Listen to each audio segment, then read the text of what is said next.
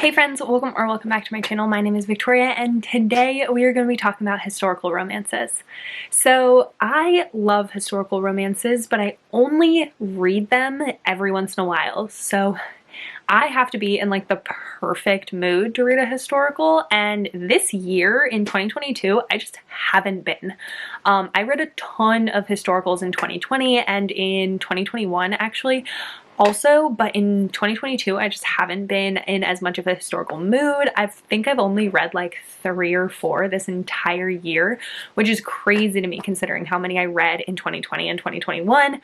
But I am back in a really historical mood right now. It is actually currently, when I'm filming this, the historical romance readathon. I'm pre-filming because I am going to be in Las Vegas when this video goes up, so I wanted to film a video talking about some historical romances that are super high priority on my TBR, like ones that I really want to read.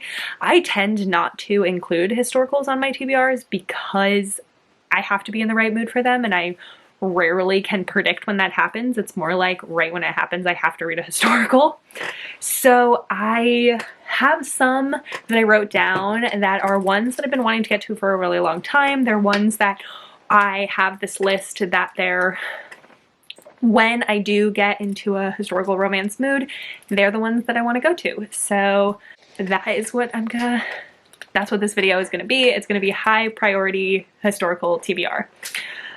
So the first one that I'm going to mention is The Bride by Julie Garwood.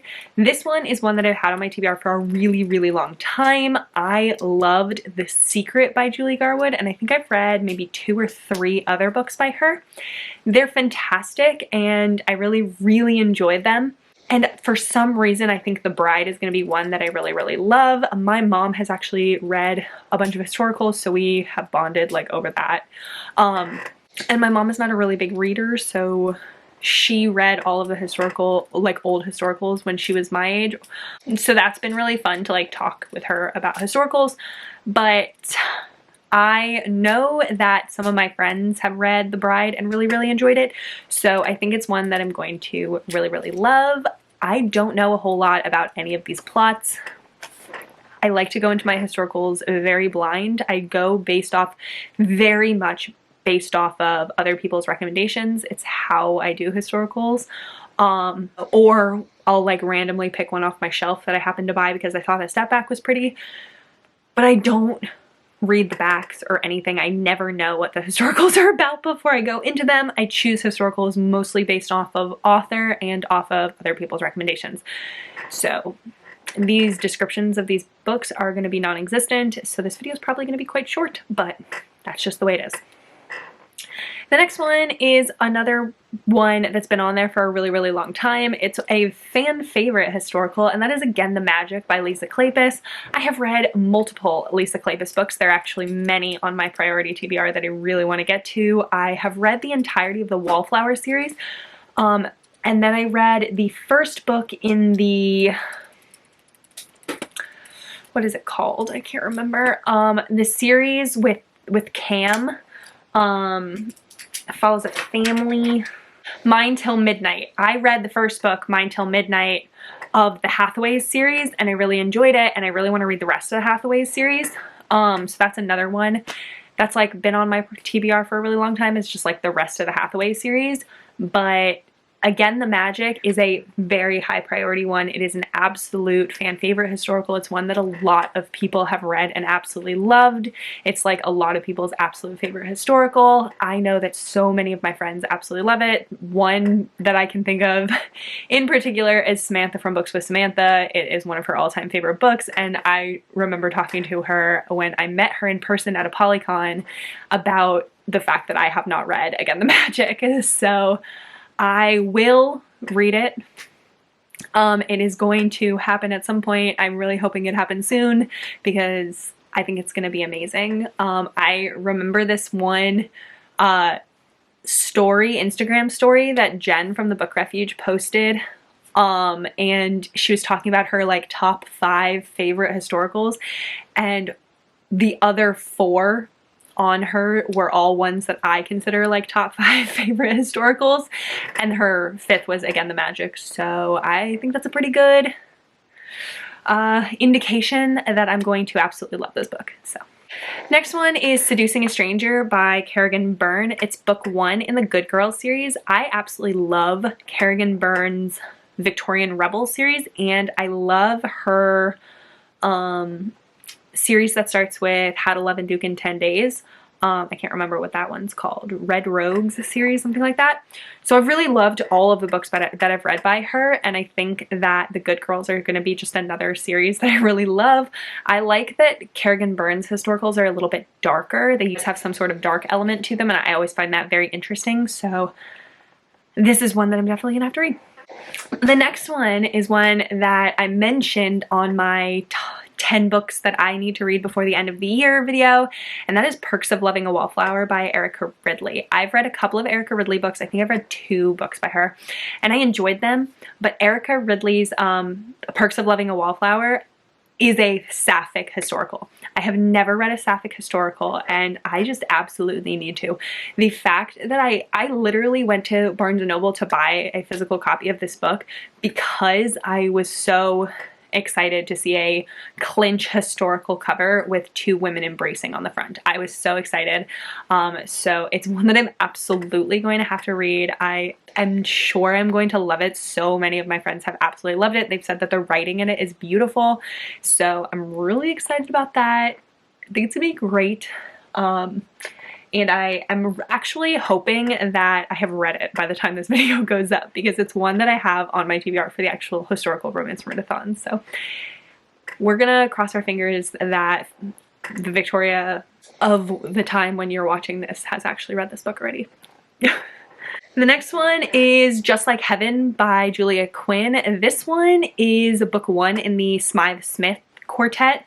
I've read the entire Bridgerton series except for the last book in the Bridgerton series, Gregory's book. I didn't read Gregory's book. And I remember after that doing their like read-along or readathon where we were reading the Bridgerton series before the show came out, that Jess from Peace Love Books read a bunch of other Julia Quinn books, and she read the Smythe Smith, that's hard to say, quartet, and she enjoyed it.